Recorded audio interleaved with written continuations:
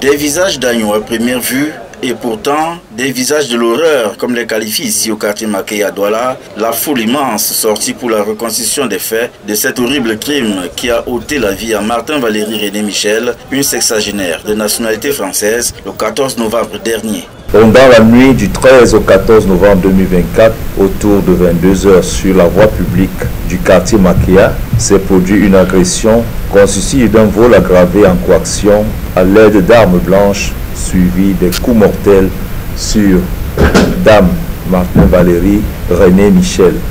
La victime qui a succombé à ses blessures est de nationalité française, âgée de 60 ans, et s'est retrouvée en compagnie d'un Camerounais du nom de Bamou Jean-Pierre, âgé de 71 ans. Il paraît qu'on nous filait, je ne sais pas. C'est ce fatidique jour où ça nous arrive ça, depuis 10 ans qu'elle vient au Cameroun. Cette cafétéria, on l'a connue depuis presque 4 ans aujourd'hui par un tailleur malien sénégalais.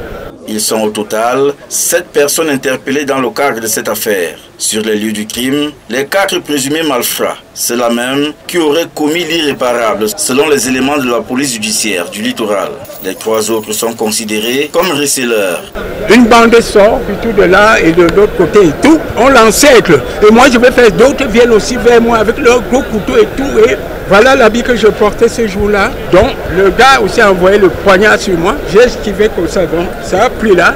Plutôt, au lieu que ça attrape ma chair, ça a attrapé le sac dedans. Makeya, le quartier est réputé comme très dangereux, où dealers et consommateurs de drogue de toutes sortes courent les rues. Plusieurs fois, des descentes des forces de maintien de l'ordre ont permis des saisies impressionnantes d'armes blanches, d'armes à feu et des drogues selon le choix des clients. On ne sait jamais, sinon le quartier c'est tellement mauvais, on ne sait pas. Mais par la grâce de Dieu, ça va aller. Au reste, les opérations de bouclage n'ont cessé de rythmer leur cadence dans notre métropole économique, surtout dans ce fameux quartier Makeya. Les présumés malfrats, quelques jours après leur forfait, ont été rattrapés par les éléments de la police judiciaire du littoral grâce à la collaboration de la population sous l'impulsion du gouverneur de la région du littoral qui a décidé d'en découdre avec la criminalité. Tous ceux qui s'apprêtent à commettre d'autres assassinats se ravisent qu'ils seront toujours pris parce que la collaboration est franche avec nos populations. La reconstitution des faits a été faite devant le commissaire du gouvernement.